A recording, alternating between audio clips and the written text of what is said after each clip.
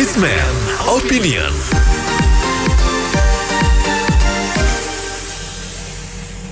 Mitra bisnis Kadin Indonesia terpaksa menghentikan sementara pendaftaran program vaksin gotong royong atau vaksinasi mandiri lantaran peminatnya membludak dari sekitar 6.600 menjadi 8.300 perusahaan dalam sepekan, sehingga banyak perusahaan harus mengantri.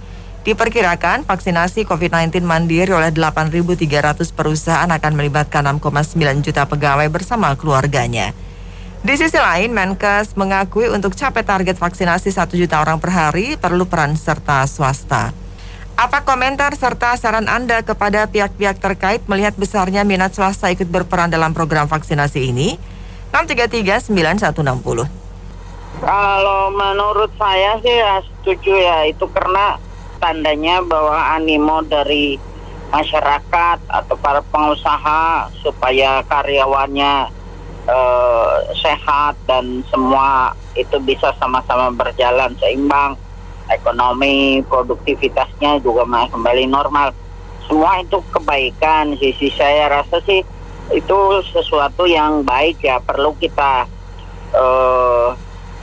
ambil sesuatu yang secara bijak dan arif agar itu berjalan lancar. Semua itu perlu adanya kesadaran dari masing-masing kita semua, entah itu karyawan, entah itu perusahaan atau swasta lainnya, dan masyarakat pada umumnya. Nah, untuk berkolaborasi dengan pemerintah agar masalah ini kan biar cepat terrealisasi dengan cepat dan baik.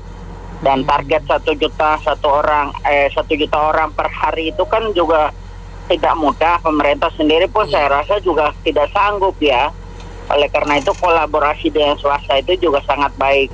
Sejak awal pemerintah memang seperti bingung soal vaksin. Kita lihat beberapa kali antrian juga dibubarkan ya, dari di Tanah Abang, lalu beberapa rumah sakit gitu ya. Kalau menurut saya sih siapkan dulu lah vaksinnya, baru mekanismenya. Kalau seperti ini kan yang daftar banyak, akhirnya kewalahan juga. Awalnya payung hukum sudah dibuat, segala sanksi lah untuk masyarakat yang menolak. Ketika masyarakatnya antusias, iya kan, pemerintahnya kewalahan gitu. Jadi ayolah kita profesional, kita siapkan dulu vaksinnya. Jadi ketika vaksin datang, tidak usahlah pakai prioritas ABC. Mana yang siap aja dulu gitu. Mana yang siap monggo datang ke puskesmas setempat misalnya, kan itu lebih rapi. Sekarang pengusaha gotong royong, memang dasarnya warga Indonesia ini baik-baik gitu loh. Cobalah kita ini dulu deh, cukupin dulu vaksinnya. Nanti kalau ada antriannya supaya teratur dan nggak buang-buang waktu gitu. Saya kira dengan Bu Ani, Ibu yang sebelumnya ini agak mirip ya. Saya melihat ini kurang sigapan aparat. Kita lihat ya itu ya, udah orang antusias, dia nggak sanggup. Mestinya kan dari ya sudah diantisipasi tadi, direncanakan ya. Kayak gini, banyak perusahaan mau ikut, malah kewalahan, stop dulu. Most problem kita adalah satu, barangnya sudah ada belum? Nah itu paling utama. Kalau nggak ada mau bilang apa? Tetapi kalau ada, ini kan manusianya bisa diatur nih, aparatnya lebih sigap lah, lebih canggih dikit lah. Jangan cuma biasa-biasa aja gitu kan, kita mau cepat pulih. Kalau saya punya komen sama paling simpel, gampang kalau saya sebagai pejabat. Persiapan dulu, begitu aja kok nggak bisa. Berarti pejabat kita kayak di Tanah Abang, di mana peraturan. Jadi dia sendiri yang bikin repot. Berarti nggak profesional. Gitu aja kok Bukannya mereka tidak sigap karena virus corona yang datang yang terakhir ini yang di Karawang persis seperti yang di Inggris. Jadi vaksinnya pun akan berbeda. Belum lagi menanti mutasinya virus dari Amerika hibrida. Mungkin lain lagi vaksinnya. Jadi ini yang dipikirkan oleh negara saat ini. Vaksin mau apa yang mau dikasih nanti buat rakyat? Masa yang dari itu terus, kan ramuannya beda lagi. Ini kita jadi bertanya-tanya nih pemerintah. Yang vaksin untuk rakyat ini gratis, mana sampai sekarang ya, mandiri sudah didulukan, memang sudah tersedia benar untuk rakyat, untuk kesehatan rakyatnya, mandiri pada berebutan, ya kan? Sudah tersedia betul belum itu apa hanya slogan saja? Satu itu, kedua untuk lansia Mbak yang 80 tahun ke atas, masa harus datang? Hah? Harusnya jemput bola dong. Kayak lansia ini sampai sekarang mana? Lansia 80 tahun ke atas itu bagaimana? Harus ujuk-ujuk datang ke tempat puskesmas, ke ini, ke itu. Coba dipertimbangkan lagi untuk lansia juga. Mandiri saja sudah dikedepankan. Jadi intinya ini, kita bingung ini rakyat ini. Lansia sekarang sampai sekarang di tempat saya aja belum sama sekali loh. Banyak di tempat saya yang 80 tahun ke atas itu belum terdata sama sekali. Nggak mungkin mereka untuk datang ke puskesmas, Mbak. Apa ada dia anak keluarganya? Kalau ada keluarganya juga nggak mungkin, nggak kuat nah. Bawa-bawa orang tua 80 tahun ke atas itu ke puskesmas, tempat keramaian kayak begitu juga. Diantisipasi nggak? Tidak, itu buat orang tuanya juga. Makanya sudah pernah yang ada lansia ini anak-anaknya udah lebih baik di rumah saja. Saya mau kasih pendapat Bu, kalau masalah vaksinnya sebaiknya satu, itu pemerintah nggak usah maksakan semua rakyat itu divaksin ya, karena kan ada orang ada gejala penyakitnya macam-macam, itu dikurangi lah, yang kayak gitu jangan dipaksakan divaksin, terutama itu yang udah tua ada penyakit macam-macam jangan. Terus yang kedua, kalau mau cepat sih sebaiknya vaksinnya gini Bu, kalau bagi yang mampu bayar dah.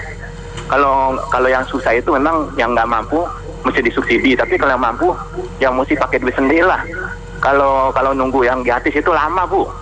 Kalau mau cepet tuh, biarkanlah swasta itu ya cari untung dikit, asal masuk akal gitu ya, untungnya jangan gede-gede banget lagi pandemi. Itu kan namanya perusahaan swasta mesti ada untung juga. Ya kalau cuma 5% atau sedikit ya untung itu nggak apa-apa lah. Kalau nggak begitu nggak bakal bisa cepet vaksinasinya. Terus udah gitu, terutama yang saya bilang itu tadi, yang apa tuh ada penyakit apa itu jangan dipaksa. Terus yang satu lagi saya hayap tuh Bu ya, dagang kaki lima, tukang sayur keliling, pokoknya pedagang keliling dah. Itu juga tolong divaksin juga supaya jangan nanti pandemi meluas gitu Bu. Makasih Bu. Keinginan atau animo masyarakat, terutama lansia, itu kan untuk terlepas dari gangguan wabah penyebaran COVID-19 atau corona ini kan udah lama ya. Dari bulan Maret tahun lalu sampai sekarang ini berusia sudah 1 tahun, tapi penyelesaian belum ada. Jadi pada saat didengungkan vaksin ini tentunya mereka berlomba-lomba untuk segera terlepas dari kungkungan yang sedemikian berat, baik di bidang sosial, ekonomi terutama, dan bidang-bidang kesehatan lain. Jadi saya kira dengan bantuan swasta mandiri ini perlu dioptimalisasi oleh pihak pemerintah pusat atau pemerintah daerah setempat. Karena kalau tidak ini kan pertama ditinjau dari harga yang menimbulkan efek psikologis yang kurang baik ya. Kalau harganya dikontrol oleh swasta nanti kan bisa semau-maunya. Padahal vaksinasi ini perlu sekali buat terutama lansia yang pada saat ini menurut notabene lebih rentan terkena penyakit tersebut. Jadi saya kira optimalisasi dari pemerintah pusat perlu meninjau kembali dengan bantuan ini untuk mempercepat penuntasan wabah tersebut. Karena kalau tidak dilepas nanti swastanisasi ini akan bergerak secara mandiri dengan harga yang mandiri pula, yang kadang-kadang harganya akan menjadi milik orang-orang golongan terhef, orang yang punya yang bisa melakukan vaksinasi di vaksinator tertentu. Saya kira demikian. Yang divaksin itu harus di kelurahan. Jadi jumlah keluarganya berapa orang, jadi vaksinnya berapa orang. Ya jangan nanti kayak itu KPK harus turun tangan lagi. Jadi harus yang jelas gitu. Jadi vaksin bagusan di kelurahan aja. Makasih. Kalau saya lihat ya, Kadin ini kan menghentikan sementara ya. Ini karena saya lihat faktor Kadin akan melakukan evaluasi ke pemerintah. Karena saya lihat ini, mohon maaf kalau saya salah ya, ketersediaan vaksinnya yang belum memadai, yang belum ada untuk vaksin mandiri, gitu. Jadi di sini istilahnya peminatnya banyak, tapi ketersediaannya belum memadai, belum ada, gitu kan, gitu. Jadi seperti pemerintah bilang, vaksin untuk menghindari perusahaan itu nggak boleh beli secara sendiri gitu kan, harus ke pemerintah atau melalui BUMN pemerintah, karena untuk menghindari adanya vaksin palsu, vaksin ilegal. Saya setuju seperti itu kan. Tapi kalau seandainya harus, misalkan perusahaan bisa impor sendiri misalkan vaksinnya, itu tetap harus dalam pengawasan pemerintah. Artinya pemerintah itu harus membentuk satu badan untuk mengawasi, untuk mengontrol, untuk mengecek pembelian vaksin, ya kan gitu. Jadi untuk menghindari adanya vaksin palsu atau vaksin ilegal seperti itu. Ya, memang harus ditunda karena saat ini vaksin sudah berbeda lagi macamnya, apalagi ada virus yang di Karawang yang mutasi dari Inggris, belum lagi nanti kita kecolongan virus mutasi dari Amerika hibrida. Tentu vaksinnya itu berbeda-beda bumbunya, tidak mungkin yang sama yang diuji cobakan oleh tikus di Tiongkok ya. Pastilah berbeda-beda. Dan yang kedua, apalagi kemarin muncul pembicaraan di setiap media bahwasanya Bapak RI1 mengatakan membenci produk impor. Nah, ini satu yang harus dijaga. Dan buru-buru juga kita khawatir buru-buru pribumi yang ikut demo-demo dulu, apalagi perusahaan-perusahaan yang memvaksin pribadi gitu, gotong royong. Ini yang ditakutkan. Saya rasa demikian. Mungkin harus bersabar, Pak. Ada beberapa poin yang mau saya sampaikan. Pertama, berarti pihak swasta percaya bahwa vaksin ini dapat membantu merangi pandemi COVID ini. Jadi ada kepercayaan, ada trust terhadap vaksin. Kemudian kedua, mungkin juga para pengusaha atau bidang pihak swasta sudah merasa capek karena mau melakukan kegiatan bisnis tapi banyak terhalang atau terbatas karena akibat dari COVID ini. Jadi ada usaha mereka untuk berani mengeluarkan biaya biar pandemi tetap berlalu. Jadi saya rasa positif sekali dan kita harus dukung. Pemerintah juga lebih mensupport sehingga lebih banyak lagi orang Indonesia yang mendapatkan vaksin, dan moga-moga dengan vaksin ini pandemi cepat berlalu atau berkurang sehingga kegiatan ekonomi dapat berjalan seperti dulu lagi. Ya, pertama vaksin mandiri atau gotong royong ini yang dikoordinir dengan Kadin itu harus ada dasar hukum. Artinya apa? Artinya peraturan pemerintah harus jelas dulu, itu yang paling pertama, sehingga baru boleh dilanjutkan. Kedua, bahwasanya tadi dikatakan yang ngantri perusahaan swasta itu membludak. Saya kira itu adalah kabar baik. Hanya bagaimana Kadin mengatur saja. Seharusnya Kadin boleh mengekspos keluar, dibentuklah pendaftaran perusahaan swasta, dibikinkan beberapa gelombang. Kemudian setiap gelombang dibuatkan batas waktu. Dan itu coba disosialisasikan secara jelas ke perusahaan swasta. Jadi pada saat mereka mendaftar, belum ada patokan waktu vaksin itu tersedia. Ini sebagai data untuk Kadin dulu, karena Kadin tentu akan membeli vaksin itu kepada pemerintah.